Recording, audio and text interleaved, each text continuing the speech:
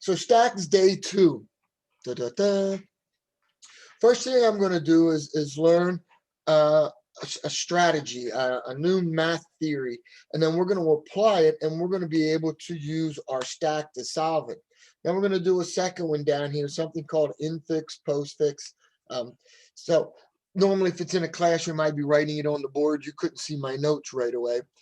So let's start with the first one. I want to be able to convert from base 10 to another base. For example, base 2. Okay, base 10 number, the base to convert to. We're going to write a program. We're going to ask the user, please enter a base 10 number. What would you like to convert it to? All right, so I'm going to start out with a simple base 10 number 23, and I'm going to convert it to a base 2 number. And what I'm going to do is this idea of repeated division. So I'm going to start with 23, and I'm going to divide it by 2. All right. 2 goes into 23 how many times? This is a participation sport. 1. 2 goes into 23 11 times. Sorry. 11 times. And what's the remainder? 12. Good. 1. 2 goes into It's 20. morning. It's early morning. It is. All right. I'll give you that one. Let's redeem yourself. 2 goes into 11 how many times? 5. 5. What's my remainder? 1. 1. 2 goes into 5 how many times? 2. 2. What's my remainder? 1. 2 goes into 2 how many times? 1. 1. What's my remainder? 0. 2 goes into 1 how many times? 0. 0. What's my remainder? 1. What does this pile of remainders look like? Binary. Binary, but it's also an STACK, right? Stack. So it looks like I'm going through my algebra here of understanding the problem in like test data. It looks like I'm going to push, push, push, push, push, and then pop. 1, pop, 0, pop, 1, pop, 1, pop, 1. And there's my answer. So I'm going to use this whole idea of I divide, save that fella, push my remainder. Now I'm going to divide by that thing I just saved. Push the remainder. And I'm going to go all the way until this guy up here becomes a 0.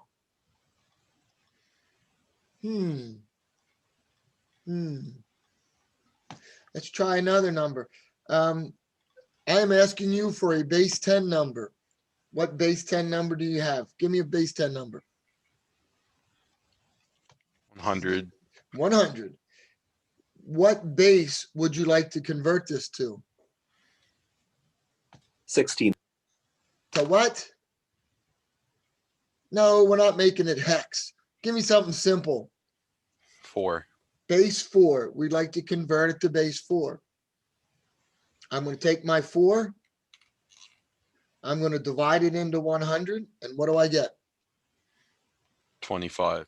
25. What's my remainder? 0. 4 divided into 25. 6. My remainder? 1. 4 into 6. 1. Remainder? 2. 4 into 1. 0. Remainder? 1. Pop, pop, pop, pop. That's 4 to the 0 power times 0, 4 to the first power times 1, 4 to the second power times 2, 4 to the third power times 1. Hopefully you've had some work with bases and converting. If you haven't, that's still okay. If I look at these, I'm seeing a pattern. I'm going to do push, push, push, push, push all my remainders until my I forget all these names, the dividend and the divisor and the quotient and all of that. So what I want you to now do is you're going to go into groups. You're going to write a demo program. I'm going to let you use int stack. The demo program, int stack's done for us, right? We've already, I mean, this works. We already know the pops and the pushes work. So my demo is going to take advantage of having this available. And I just need some algebra in my demo program. Please enter a base 10 number. What base would you like to convert it to? Questions?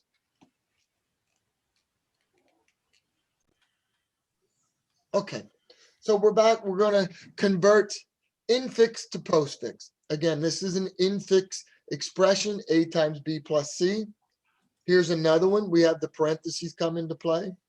But in order to do it, we're going to use something called an expression tree.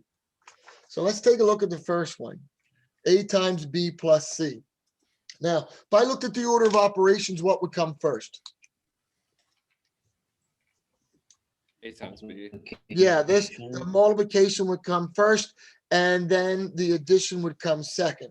So when we get ready to build a tree, we're going to kind of go in reverse. Okay, we're going to go in reverse. Let's see, because what happens in reverse is going to be higher up the tree. All right, so let's start and you'll see how that works out. So in our world, we would take a times b first. So I'm going to take a and I'm turning it into an expression tree and I'm writing it as a times b. Again, we have nodes like multiply, the multiplication operator. We have the a, we have the b. A and B are children, okay? Some terms that we were using with the tree. Now, I know this goes together. Once that's calculated, I'd like to take that left side and add it to C. Okay, so this is my expression tree. This is the first step of converting this infix to what we're going to call postfix in just a minute.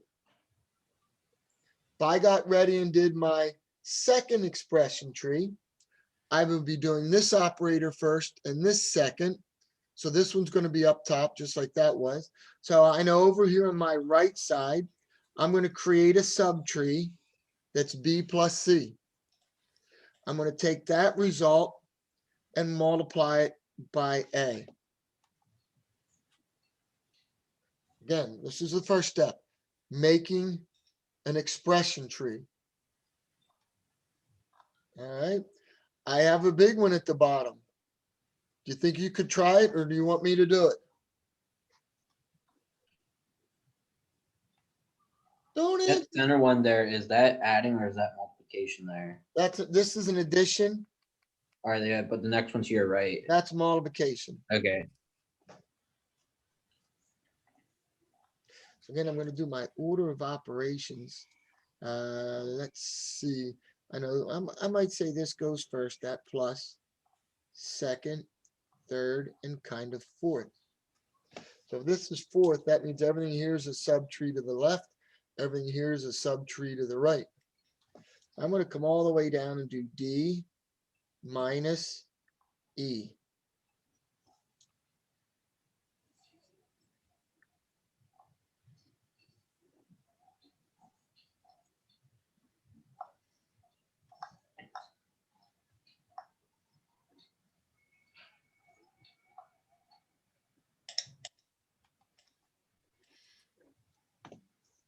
Ta-ta.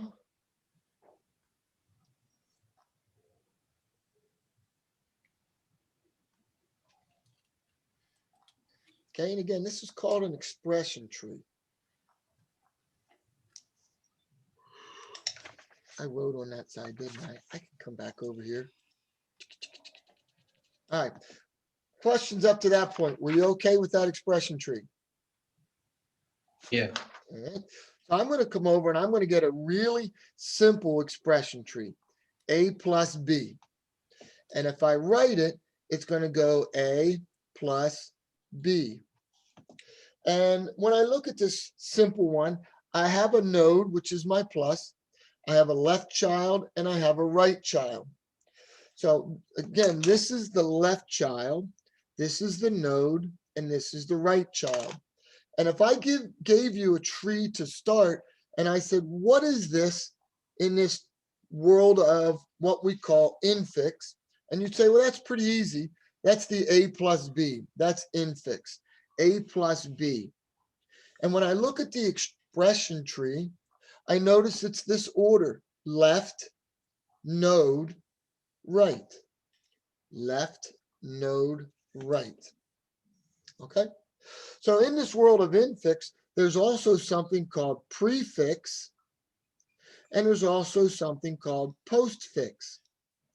And the way prefix works is the operator comes first. So this guy would become plus A, B. And if I look, this time the node moves to the beginning. The left and right stay in the same order. It's just the node that moves to the beginning. And when I look at this guy, AB plus, this is also called reverse Polish notation. Okay. And this guy is going to be the left, the right, and the node. So again, the order is going to stay the same, but in infix, the node is in the middle. That's my A plus B. The prefix, the node comes first, then my left and right.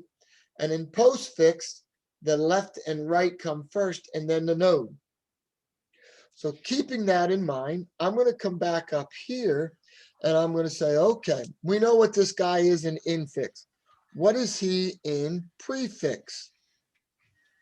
Well, again, prefix was node, left, right. All right, so where do I start? Well, I'm going to start at the top of the tree. It's actually called the root.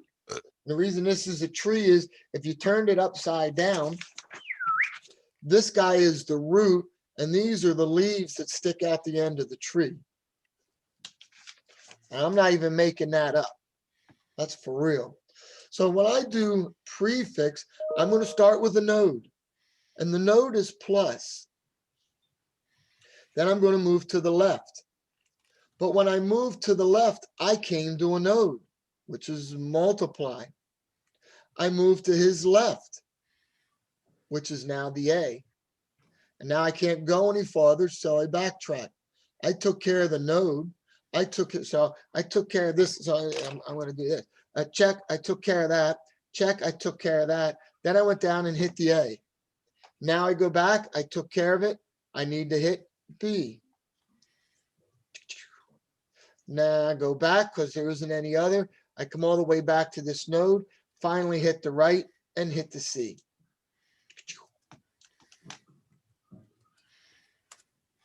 Okay, now here we go. If I do postfix,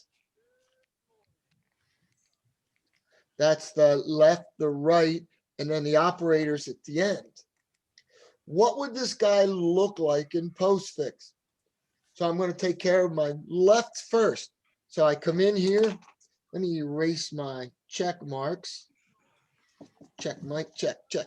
I come in and I'm here, but I don't want the node. I want to move to the left. I come here. I don't want the node, so I move to the left and I hit the A. Can't go any farther, so I backtrack. Now I'm here, but I want to hit the right first. So I go and hit B. Check. No, I exhausted everything. I took care of the left. I took care of the right. Now I can put in the node. The node was still part of the left. So now that it's done, I go back and I hit a right. Take care of that. And then I move back and hit the plus.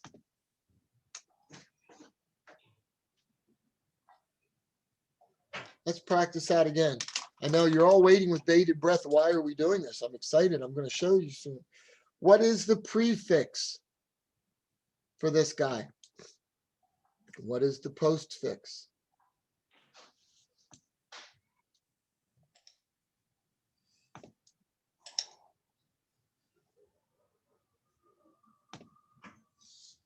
prefix was node, left, right. Shout it out.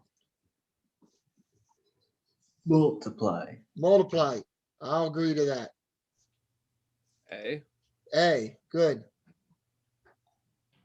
and then plus Plus B and then C. B and then C. I agree. I concur. Postfix? A. Right? I hear an A. Go ahead. Then what you do multiply, right? Because you exhausted that node. So I check the left and then I come back up and then I move to its right. All right, okay. And then I check its left, which I can. Yeah, B. Okay. B, Cool. You gotta check its right. which is So C C, and plus, and then and plus, then multiply. and then multiply. Good. All right. One last one. So I make sure you got this. The pre and the post. The pre is node, left, right, node. Only the end moves. The prefix. Multiply.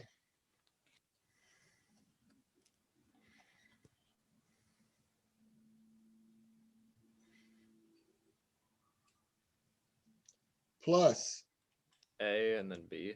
AB. Good. Exhausted all that. I come back up. I come over to here. So divide. And then C. Then subtract and then D and E.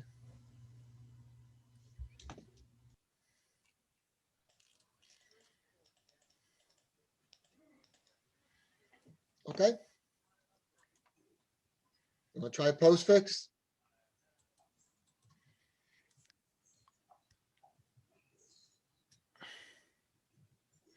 AB plus, right? To AB begin plus. it. Mm-hmm.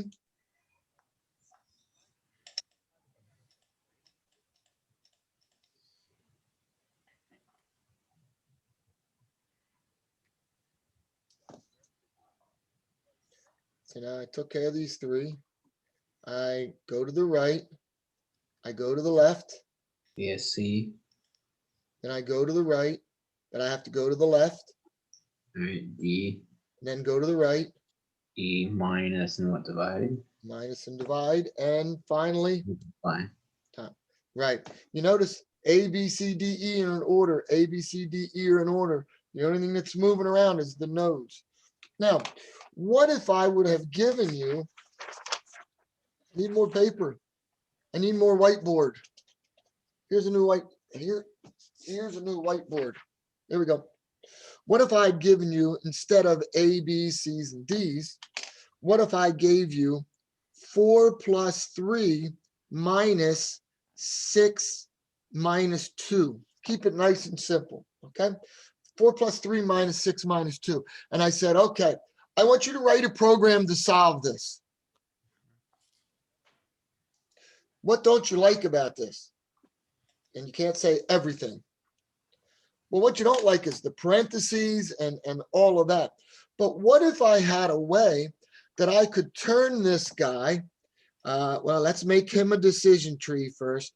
There's the minus, there's the plus, there's the 4, there's the 3. If I come over here, here's the minus, there's the 6, and there's the 2. And I said, okay, it's a decision tree, and this guy's written in Infix. But you notice when I did my prefix and postfix, I never had any parentheses to work about or worry about. Okay, I want you to turn this guy into postfix.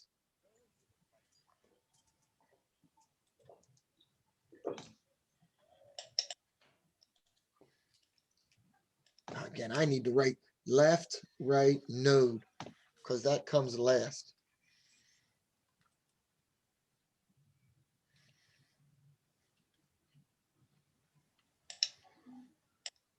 In CPS 230, I do extra topics, including what if it's written in postfix? How do I write it in infix? We're not worried about that right now. I'm going from infix, kind of this guy looking thing, into postfix. I have 4, 3 plus, 6, 2 minus, minus. Anybody else have that? Okay, so here's why we want it in postfix. Push. 4. Push. 3. Plus. Uh-oh. Plus says pop, pop, add, push. Because my operation is add, right? So I'm going to do pop, pop. I'm going to pop the 3, pop the 4. I add them.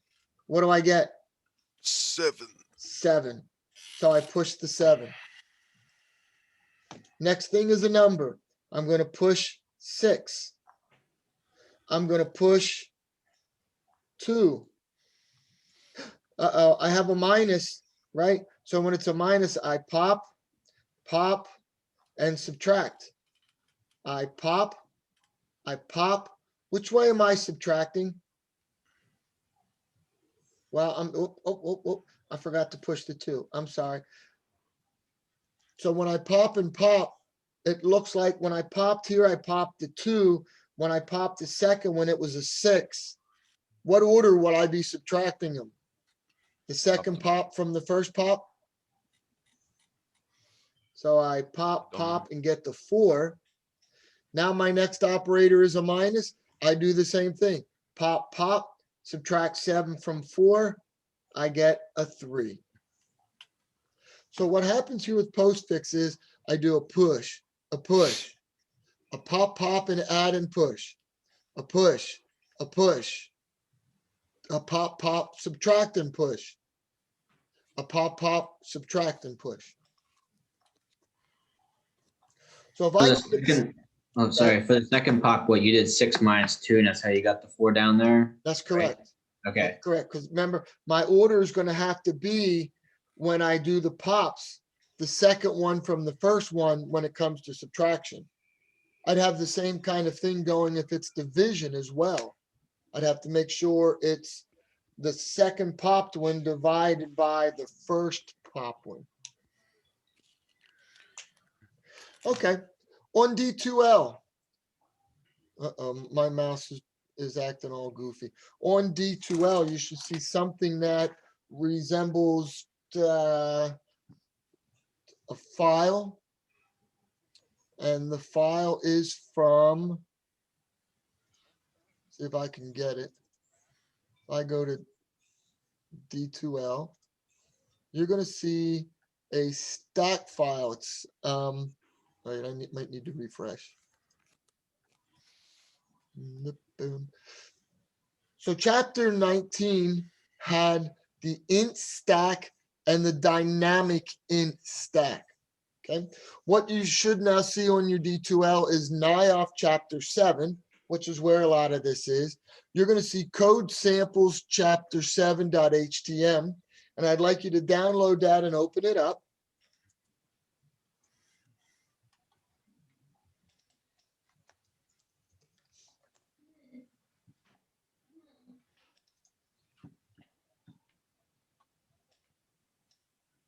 Can you all still see my screen? Okay, so what do we have? Conversion from base 10 to base 2. That's awesome. We already looked at that, and there's a solution. Couple of while loops, sort of like you folks had. Do you notice instead of int stack, they just call it stack? So different book has a different version of it. They just call it stack. We called it int stack. If I go scrolling down, there's their stack.h. Okay. And their stack.cpp. So here's examples of what's going on by using the others. But we can always just use the one we have, int stack. All right. There was a demo program that they provided with the NIOF book. And I'm looking at figure 7.6a. It is D stack.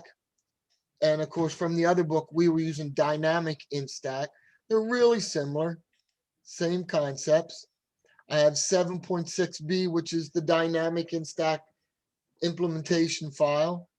And I have a class to test it. Okay.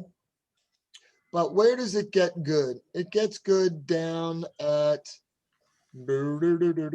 da-da, figure 715.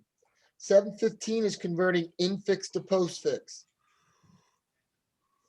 And if you take a look at it, it's got, oh boy, it's got stuff going on for spaces, left parentheses, right parentheses, plus and subtract do the same.